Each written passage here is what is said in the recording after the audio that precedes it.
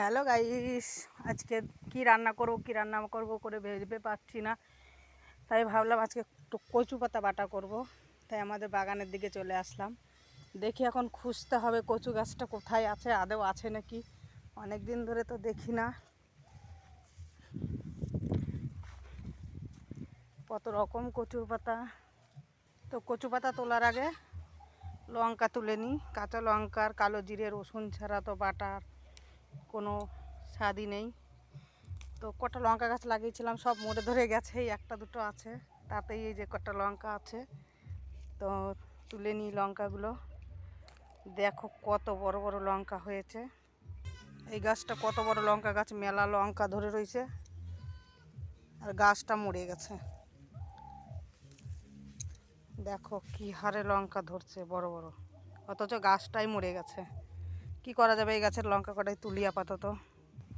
লঙ্কা তোলা হয়ে গেছে, আপাতত আমি কিছুই আনি নেই, খালি হাতে চলে আসছি। কী করে নেব, তাই তো এখন কচু পাতা তোলবার। দেখো আমাকে গাছের লেবুগুলো কিভাবে পড়ে পড়ে রয়েছে, মাঠ ভরেই। দেখো ওই দিকে আরও আছে, ওই যে পড়ে রয়েছে।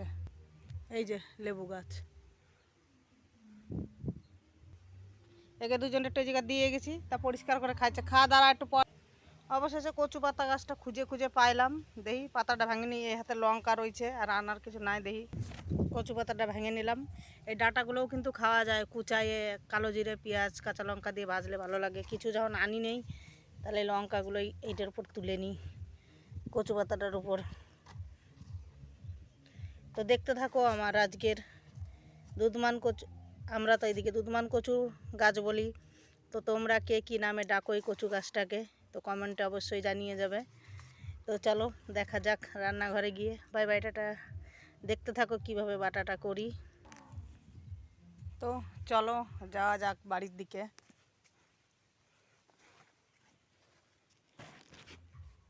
চারিদিকে কি জঙ্গল হয়েছে, বৃষ্টি হয়েছে আর বিশাল জঙ্গল হয়েছে। আজকে স্বাধীনতা দিবস। চলে আসলাম বাড়ি।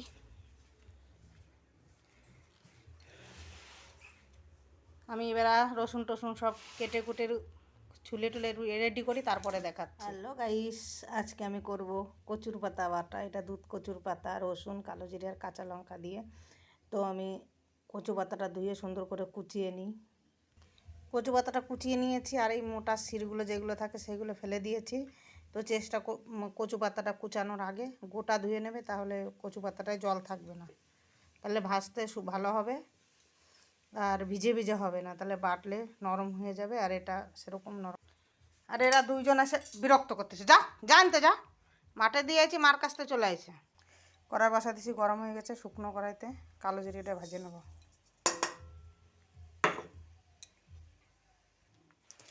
কালো জিরেটা হয়ে গেছে ভাজা, আমি এবারে নামিয়ে নেব। কালো জিরে নামায় নিচ্ছি, এবারে সর্ষের তেল দিয়ে দেবো।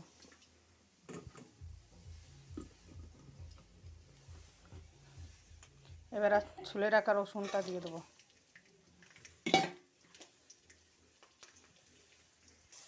রসুনটা খুব ভালো করে ভাজবো না, অল্প অল্প ভাজবো লাল। এবারে এই কাঁচা লঙ্কাটা দিয়ে দেবো।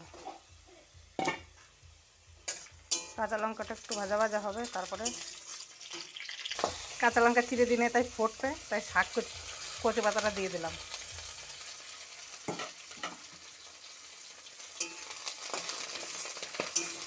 এবার লাড়াচাড়া করে ভাজবো শুকনো শুকনো করে।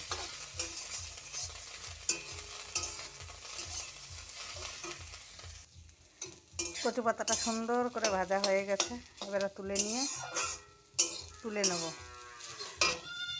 পাটাটা সুন্দর করে ধুয়ে নিয়েছি, আর এই যে ভাজাটা, আর এই যে কালো জিরে ভাজাটা দিয়ে নেব। আমার ফোন ধরার কেউ নেই, তাই আমি পুরো ভিডিওটা করে দেখাতে পারি না, স্কিপ করে করে দেখাচ্ছি, ঠিক আছে। বাটাটা হয়ে গেছে, তখন নুন দিইনি, তাই একটু নুন আর একটু কাঁচা তেল দিয়ে দেবো, দিয়ে মাখাবো। এইসব বাটার চেষ্টা করবেন পাটায় বাটার, কিন্তু মিক্সিতে বাটলে এতটা টেস্ট হয় না। পাটায় বাটা যতটা টেস্ট হয়।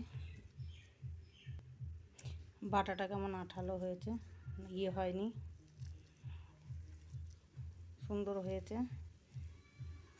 তো আমার ভিডিওটা যদি ভালো লাগে তো লাইক কমেন্ট করে পাশে থাকবে।